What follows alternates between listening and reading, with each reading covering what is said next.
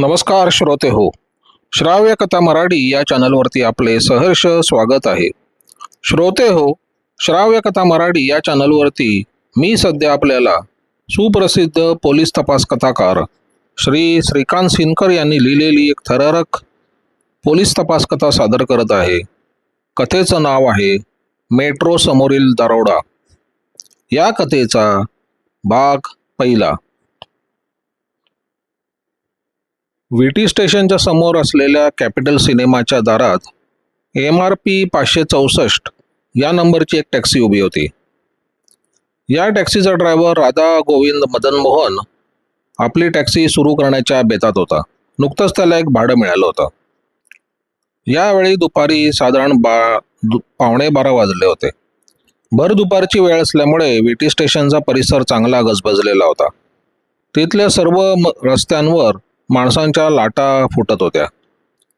राधा गोविंदनं रुपालानं चेहऱ्यावरचा घाम पुसला आणि त्यानं टॅक्सीचा स्टार्टर दाबला.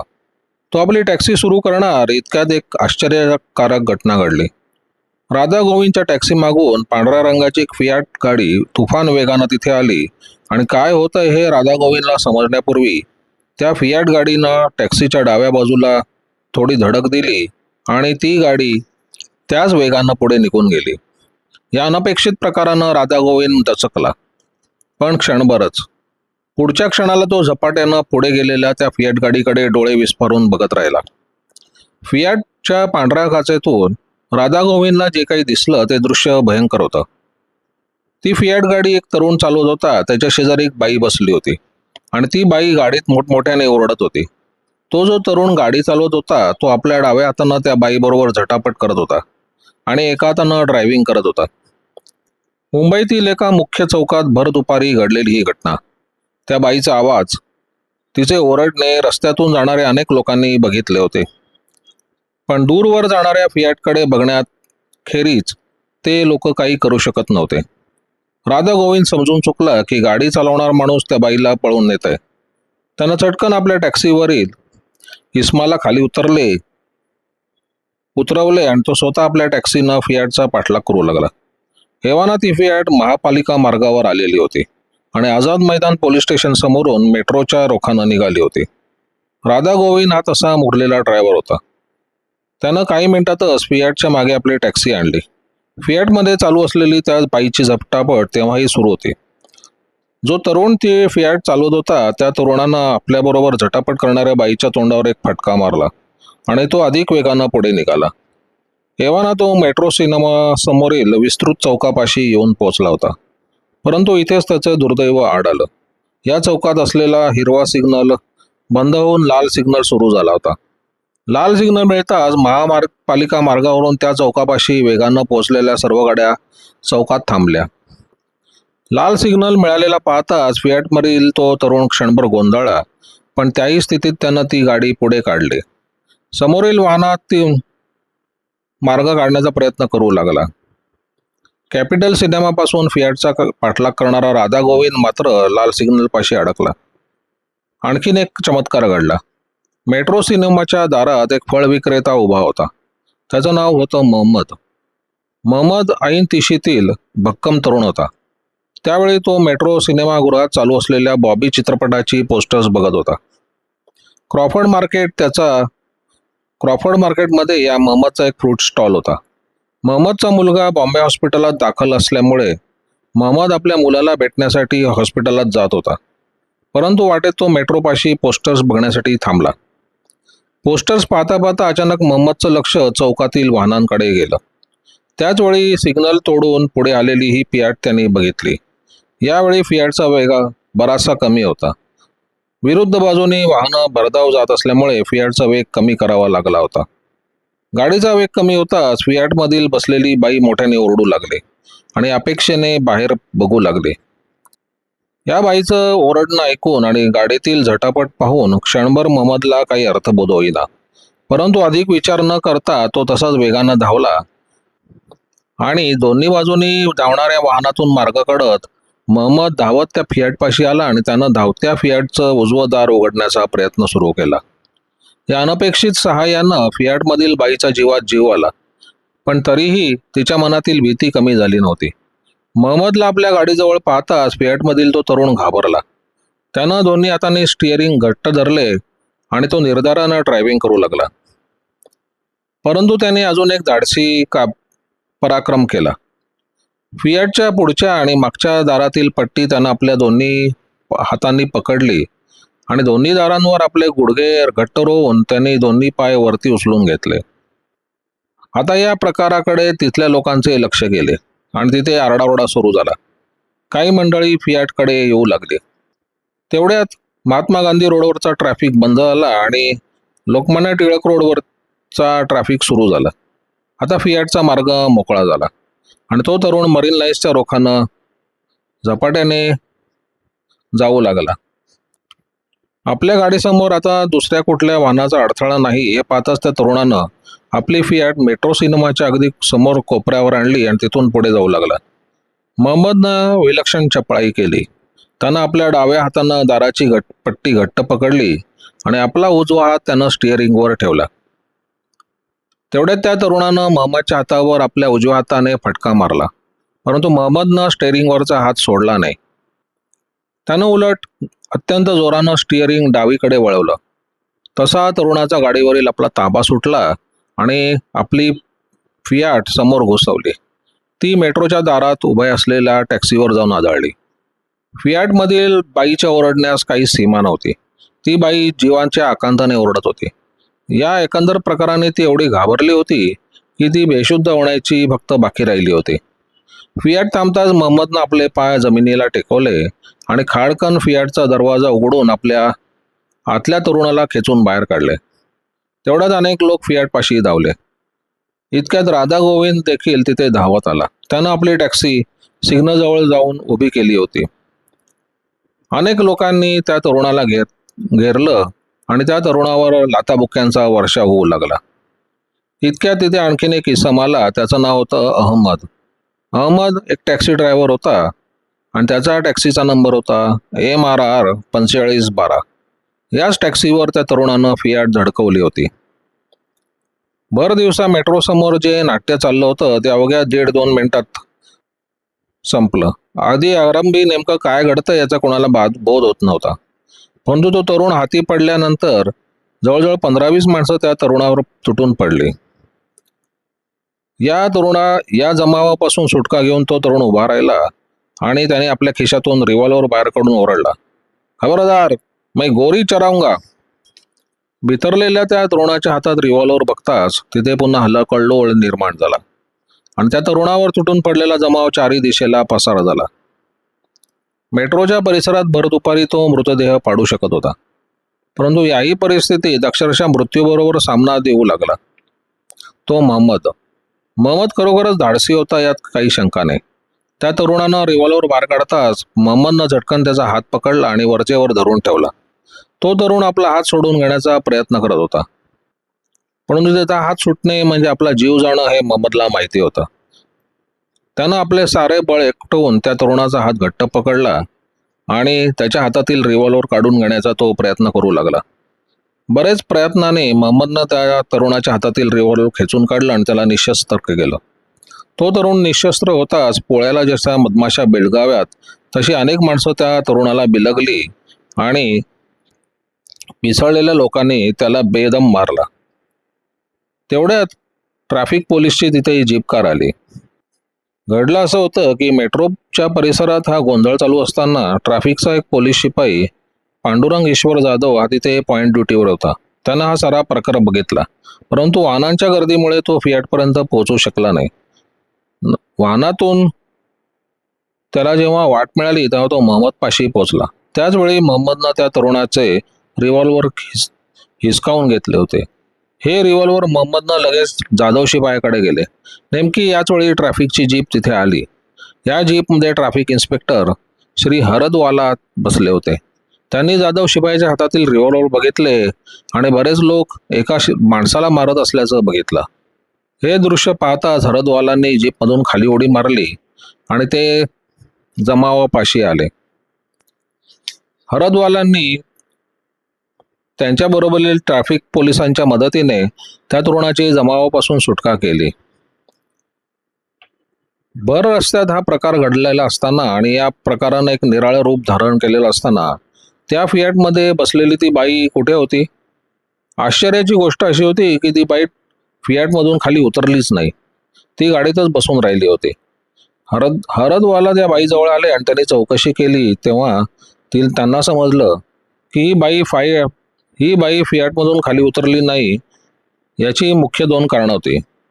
एक म्हणजे ती फियाट तिच्याच मालकीची होती आणि त्यावेळी तिच्याजवळ ज्या दोन हँडबॅग होत्या त्यात रोख रक्कम 5,29,000 होती. रोख 5,29,000 एक फियाटसह एका बाईला पळून नेणारा एक खतरनाक दरोडेखोर अकस्मित जमावाच्या हाती लागला होता. या बाईचं नाव होतं श्रीमती कलावती गुणवंतराय. ही घटना घडली त्या दिवशी. तारीख होती 1 एप्रिल 1974. मेट्रो समोर असा प्रकार घडल्याचं जर कोणी कोणाला सांगितलं असतं तर सांगणार आपल्याला एप्रिल फूल करतोय असा कोणालाही संशय आला असता. परंतु हा एप्रिल फूलचा प्रकार नव्हता. हरदवालांनी 2 बॅगा आणि रिव्हॉल्वर आपल्या ताब्यात घेतलं आणि ते श्रीमती कलावती मोहम्मद अहमद राधागोविंद जाधव यांच्यासह त्या दरोडेखोरास बरोबर घेऊन थोड्याच वेळात आझाद मैदान पोलीस स्टेशनमध्ये आले. ही सारी मंडळी जेव्हा पोलीस स्टेशनवर आली तेव्हा दुपारचे 12:30 वाजले होते. आझाद मैदान पोलीस स्टेशनात हे प्रकरण येताच पोलीस अधिकाऱ्यांनी धावपळ सुरू झाली आणि आझाद मैदान पोलीस स्टेशनचे assistant police inspector Shri NG Pawar आणि सब इन्स्पेक्टर बागवान यांनी या प्रकरणाची चौकशी सुरू केली.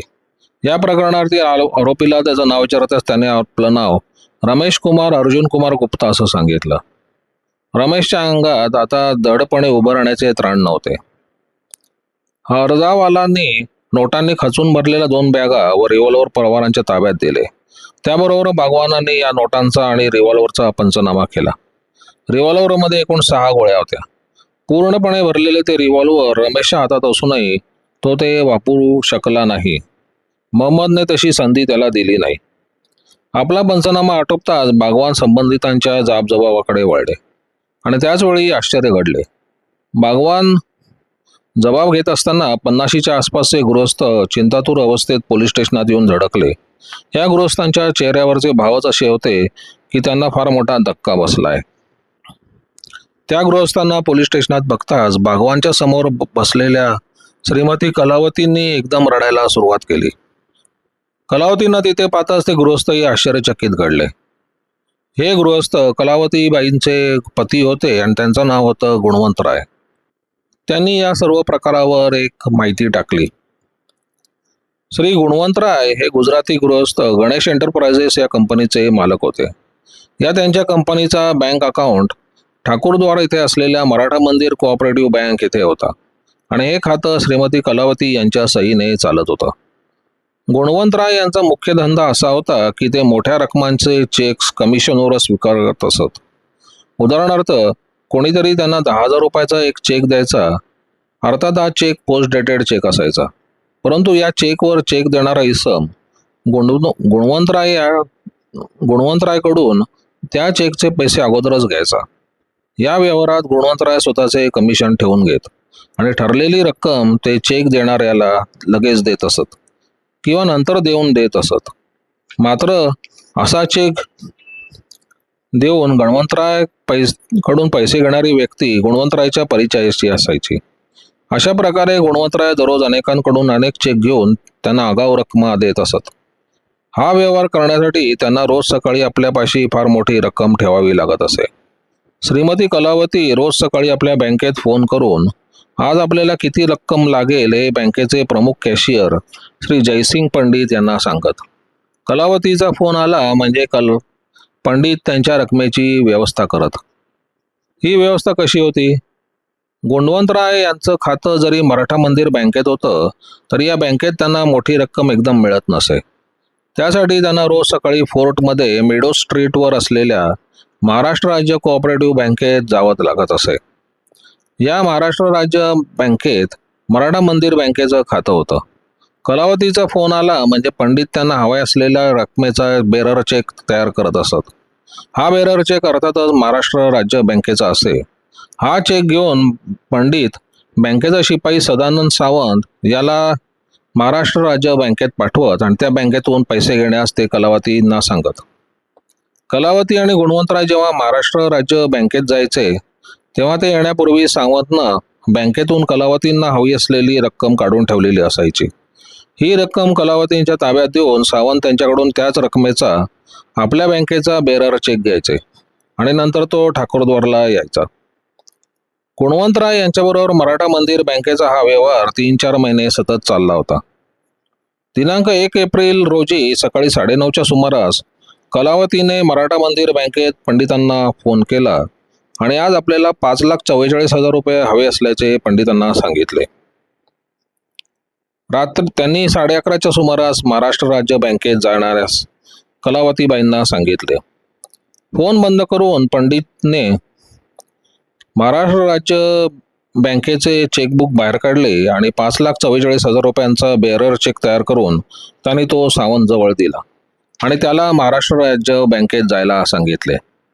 सावंत 10:30 वाजता महाराष्ट्र राज्य बँकेत आला आणि त्यानं याच बँकेतून 5,44,000 रुपये काढले. ही रक्कम निरनिराळ्या नोटांच्या स्वरूपात होती. 1, 2, 5, 10, 20, 100, 1000 अशा रुपयांच्या या साऱ्या नोटा होत्या आणि यात 5, 10, 100 रुपयांच्या नोटांचा समावेश अधिक होता. बरोबर 11:15च्या सुमारास गुणवंतराय आणि कलावती महाराष्ट्र राज्य बँकेत आले. खाली रस्त्यावर त्यांची पांढऱ्या रंगाची फियाट गाडी उभी होती. त्या गाडीचा नंबर होता MRK 4910. हे दोघं जेव्हा बँकेत आले तेव्हा त्या दोघांच्या हातात एक हँडबॅग होती. बँकेत सावंतला भेटून गुणवंतरायांनी ही सारी रक्कम आपल्या ताब्यात घेतली आणि नोटांची ती बंडलं ते आपल्या बॅगेत भरू लागले. ही रक्कम भरून झाल्यानंतर गुणवंतरायांनी सावंतला 5,44,000 रुपयांचा बेरर चेक दिला आणि या दोन्ही बँका त्यांनी सावंताच्या हातात दिल्या. सावंत या बॅगा सांभाळत गुणवंतराय आणि कलावती बरोबर खाली रस्त्यावर आला आणि त्याने या बॅगा गुणवंतरायच्या फियाटमध्ये पुढील सीटवर ठेवल्या. बॅगा ठेवल्यानंतर सावंत आपल्या कामासाठी दुसरीकडे निघून गेला. गुणवंतराय आपल्या गाडीत बसले आणि त्यांनी गाडी सुरू केली. कलावती पुढच्या सीटवर आपल्या पतीशेजारी बसल्या होत्या. नोटांनी भरलेल्या बॅगांपैकी एक बॅग कलावतींनी आपल्या पायापाशी ठेवली होती. दुसरी बॅग मात्र सीटवरती होती. बँकेच्या दारातून गुणवंतरायांची गाडी जेव्हा सुरू झाली त्यावेळी एका अद्भुत नाट्याला सुरुवात झाली. मिडो स्ट्रीटवरून बाहेर पडल्यानंतर गुणवंतराय जहांगीर आर्ट गॅलरी समोरून असलेल्या आर्मी नेव्ही बिल्डिंग पाशी आले. या बिल्डिंगच्या दारात चंद्रकांत या नावाचा एक व्यापारी उभा होता. गुणवंतरायला त्याला 15,000 रुपये द्यायचे होते. आपण तुला 11:30 ते 12च्या दरम्यान आर्मी नेव्ही बिल्डिंग जवळ भेटतो असं सकाळीच फोनवरून गुणवंतरायांनी चंद्रकांतला सांगितले होते. या फोनमुळे चंद्रकांत तिथे उभा होता. गुणवंतरायांनी चंद्रकांत समोर आपली गाडी उभी केली आणि सीटवरची बॅग उघडून त्यांनी 15,000 रुपये बाहेर काढून चंद्रकांतच्या स्वाधीन केले आणि ते तसे पुढे निघाले. चंद्रकांत नंतर त्यांना दुसरा हप्ता प्रतापराय पुंजादास यांना द्यायचा होता. या प्रतापरायचं ऑफिस VT स्टेशन समोरील एम्पायर बिल्डिंगमध्ये होते. आर्मी अँड नेव्ही बिल्डिंग नंतर गुणवंतराय थेट आले ते इथे. ते जेव्हा इथे आले तेव्हा दुपारचे 11:15 वाजले होते. गुणवंतरायांनी जेव्हा चंद्रकांतला 15,000 रुपये दिले होते तेव्हा ते आपल्या गाडीत बसले होते. परंतु यावेळी मात्र त्यांना प्रतापरायच्या ऑफिसात जायचे होते. त्यांनी बॅगेतून 10,000 रुपये काढले आणि ती रक्कम आपल्या कोटाच्या खिशात ठेवून ते गाडीतून खाली उतरले आणि एम्पायर बिल्डिंगमध्ये गेले. खाली गाडीत एकट्या कलावती बसल्या होत्या. गुणवंतरायांनी आपल्या गाडीची चावी बरोबर घेतली नव्हती. ती चावी तशीच गाडीला लावली होती. गुणवंतराय या बिल्डिंगमध्ये शिरता तोच कुठून तरी अत्यंत वेगानं रमेश तिथे आला आणि काय होतं हे कलावतींना समजण्यापूर्वी त्याने गाडीत बसून गाडी सुरू केली. या अनपेक्षित प्रकारानं कलावती भीतीने ओरडल्या. इतक्यात रमेशनं त्यांच्या तोंडावर फटका मारला आणि वेगात गाडी सुरू केली. तेवढ्यात कलावतींनी स्टेअरिंगवरचा रमेशचा हात ओढला. त्यावर गाडी एकदम डावीकडे झाली तरी रमेशनं गाडी तशीच पुढे काढली. याच वेळी ती गाडी राधा गोविंदच्या टॅक्सीला घासून पुढे गेली होती. रमेश तसाच महापालिका मार्गावर आला आणि तो वेगानं मेट्रोच्या दिशेने निघाला. गाडी कलावती थरथर कापत होती. एवढी अवाढव्य रक्कम आपली गाडी यासह एक माणूस आपल्याला पळवून नेतोय हे पाहून त्या मोठ्याने ओरडू लागल्या आणि रमेश बरोबर झटापट करू लागल्या. राधा गोविंदनं नेमकी हीच झटापट बघितली होती आणि त्यांनी रमेशच्या गाडीचा पाठलाग सुरू केला. परंतु मेट्रोजवळ सिग्नल नसल्यामुळे राधा गोविंदला तिथे थांबावे लागले. पण रमेश मात्र सिग्नल म्हणून तसाच पुढे गेला होता. आणि यानंतर काय घडलं हा सारा प्रकार सुरुवातीला आलेला आहे.